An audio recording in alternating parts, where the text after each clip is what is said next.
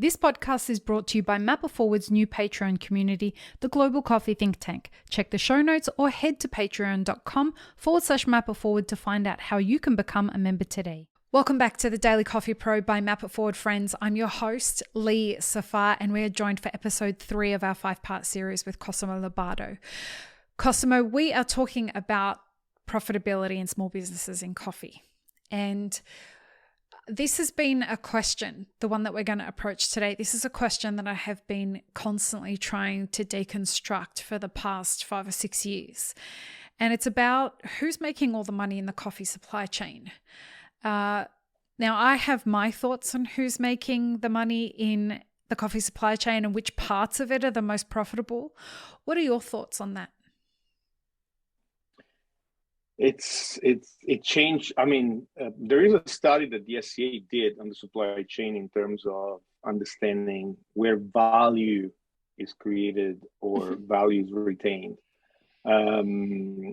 It's hard to capture. The data that are available out there are sort of very difficult because they're all private businesses. You never know specifically who keeps the money the most. I'd say that obviously the farmer and the barista are the two areas where probably the least money are right now. I could tell you who makes less.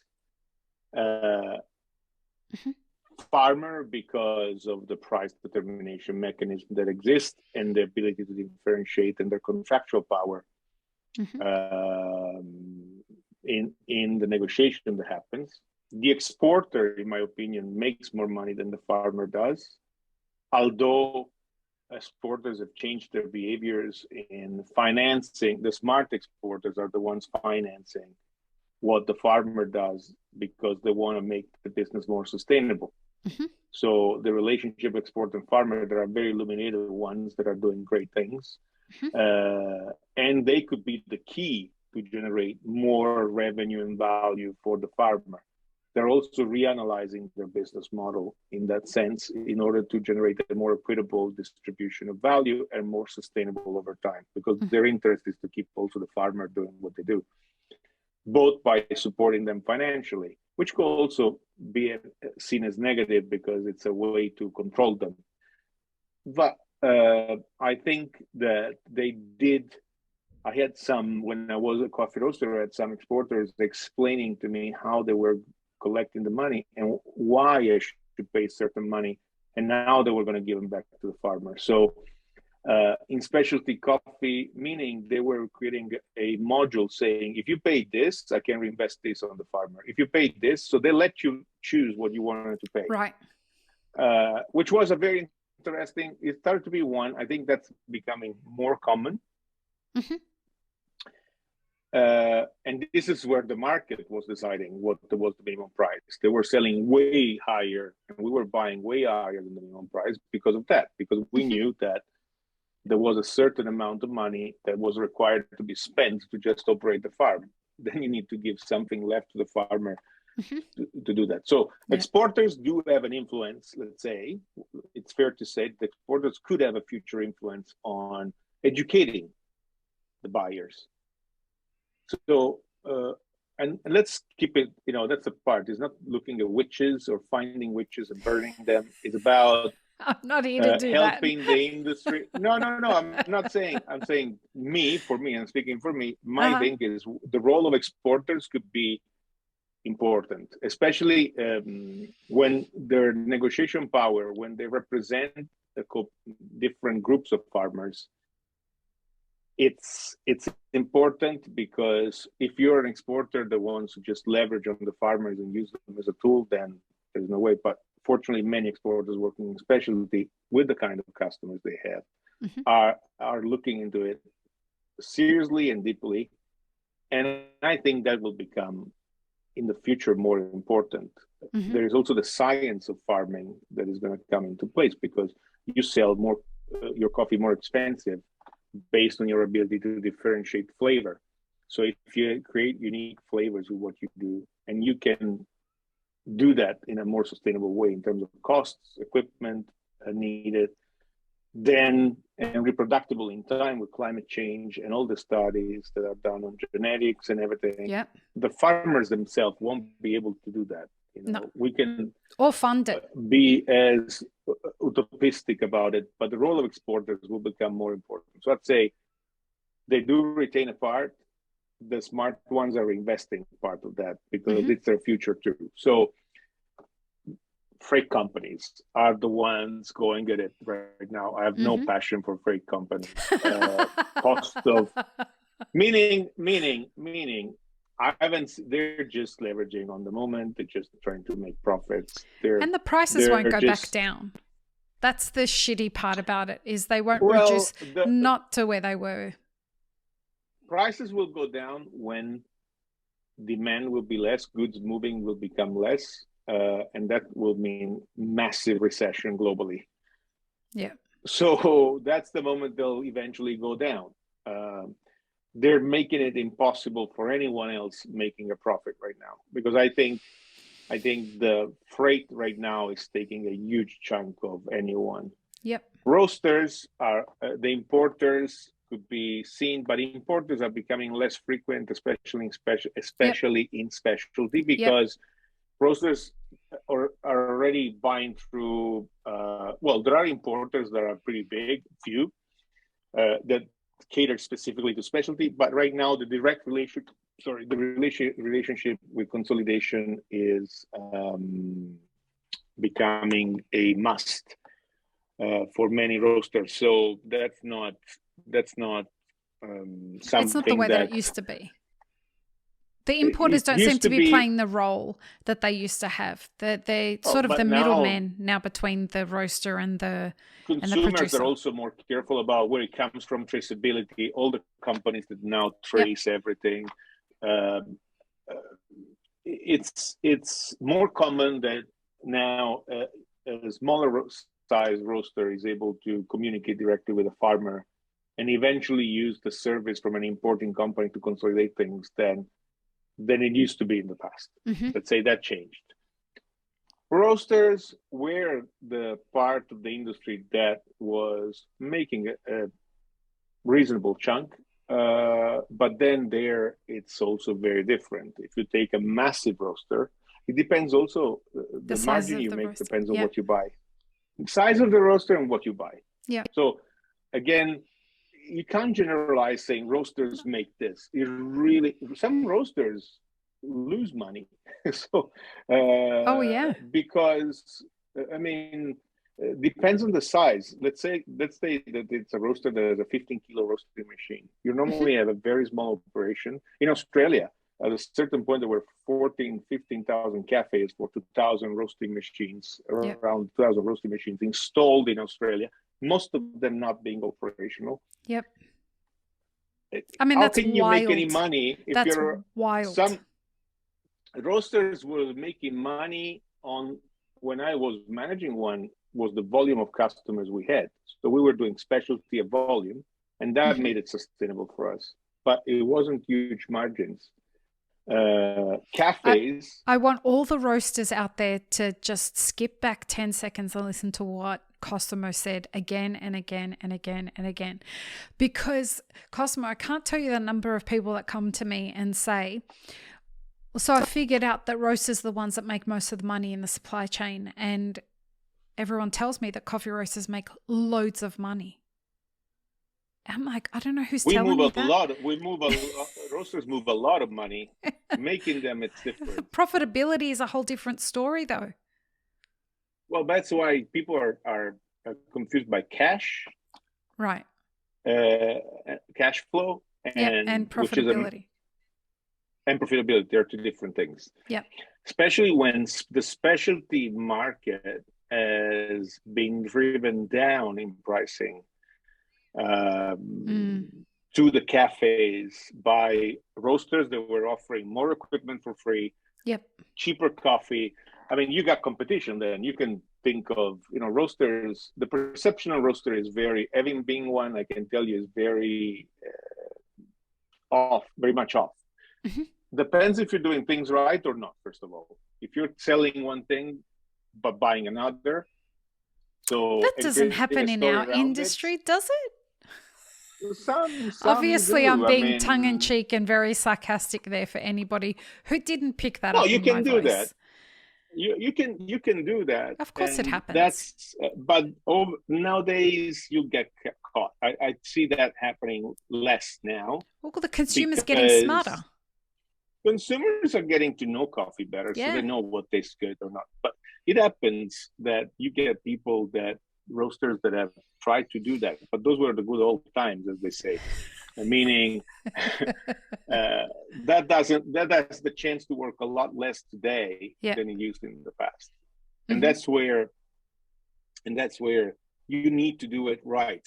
You need to do it right, creating an honest relationship with consumers that will scrutinize what you do, both from an ethical point of view, product, social, and that's more sustainable than trying to sell a story. I mean, stories don't sell anymore. People are very if they spend money, they'll find out if that product they're buying it's up to spec or not. So, and that's where the myth of roasters making a lot of money came. I'm talking about, a long time ago. Specialty was sort of to change that, came to change that the way of doing things as a movement initially in the early 2000s when it started. Specialty wanted to precisely challenge that way of doing things. Right. Then obviously some people reinvented themselves from a commercial, let's say, commercially oriented with cheaper coffee, selling it for more based on a brand. There was the time of brands. Yep. I don't think brands are surviving anymore on their own. There is not a brand or label that you can put on something without content behind it, the truth of what you do. But the interesting thing that broke the model that we're talking about, and to be very explicit about it, what we are talking about is a company that says on their bags and in their branding that they're selling specialty coffee, but buying commercial grade coffee, roasting it and putting it in bags that say specialty coffee. What really screwed those guys over is what's happened to the price of commercial coffee over the last couple of years. It's just completely screwed them. So, and they got hurt more than specialty when it came to the jump in pricing of coffee. So that ruined that model anyway. The funny part is that specialty is becoming more sustainable than commercial. I know, hilarious, isn't it? Because the customers that buy specialty know what they want. They're more loyal. And they're ready to spend more money. So, doing things. And so roasters, though, the specialty roaster, because you see an high price on coffee, you think they make a lot of money. If you're doing things right, quality control, buying the right coffee, treating people well, which in specialty is sort of a mantra. And if you don't do it, sooner or later, someone will come and get you. I don't think they're making huge profits. Cafes. Right now, I'm talking about roasters. The roasters. They're not making huge profits. No, they're not. I can tell you from a lot of the balance sheets that I'm seeing and a lot of the profit and loss statements that I'm seeing. Cafes, I used to have I've seen many operators because both being a roaster, we had many hundreds of accounts, and so you could see the different behaviors. It was very interesting for me to see the different owners, meet them, also travel the world with the SCA and with competitions. So I got to visit all countries, and I got to visit probably 80 countries, just to just to give an idea. And every time I went there, I visited cafes, sat down, looked at what they were doing, sometimes chatted with the owner, see how, learn how they thought about things. And it's interesting because the owners, the good ones, are barely making, they were at that time, barely making about 10% profit, which, if you have to reinvest in a business, 10, 15. No, what I'm saying is back then, 10, 15% were the bestest, the ones that were doing exceptionally. Just to give you an idea, so we talk about numbers at the end. Right now, with the cost of everything, I imagine they are barely making it even. The good ones, probably they're operating more at 3-4% right now, which is, if anything happens, you have no reserves, no funds to compensate for it. No. So this is where the labor shortage really does start to play a big part in this whole puzzle. And the reason is because what you're seeing online and what you're seeing when you walk the streets is people having up closed for the afternoon because we have a staff shortage. Closed for the weekend because we can't find staff, which means they're dropping 2 days in revenue, but still having the same fixed costs for the week, for the month, for the year. And this is where it gets really dangerous. And they're creating a discontinuous customer experience. Exactly. They're creating a very inconsistent customer experience because you don't know if you find them open or not. And that's not sustainable. Not at all. And this is where it gets really dangerous for our industry when our labor force shrinks permanently. And I believe this is a permanent labor issue that we're going to be faced with because most of the America and a lot of Europe, definitely Australia, are fully employed. And so until we get the unemployment rate Australia had a specific situation where visas and everything were suspended.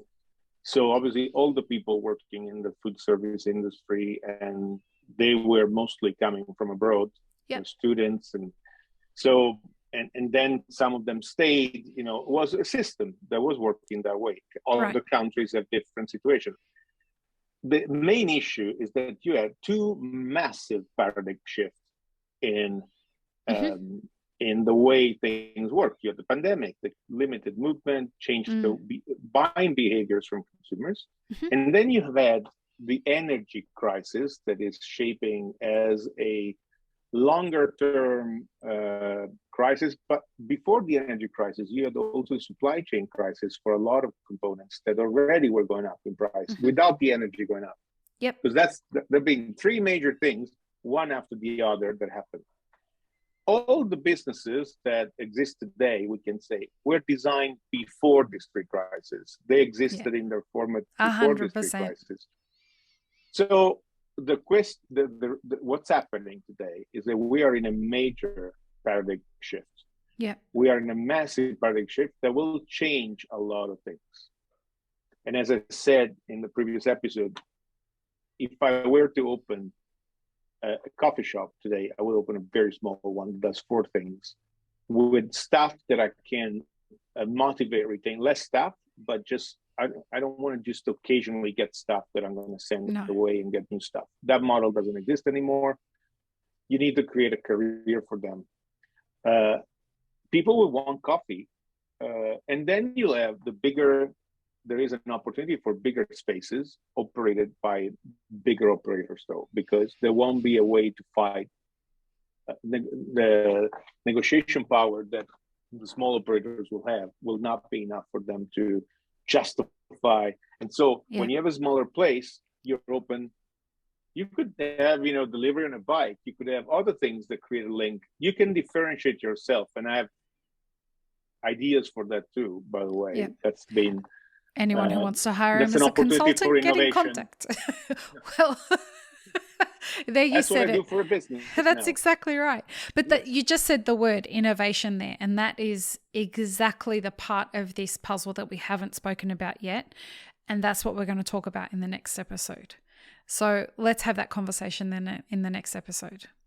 Perfect. Join us for the next one, folks. Peace, love, and peanut butter. Have an amazing rest of your day. Thanks, friends. If you enjoyed this video, here's what you should check out next. Consider supporting Map It Forward on Patreon and be sure to subscribe and hit the notification bell before you leave.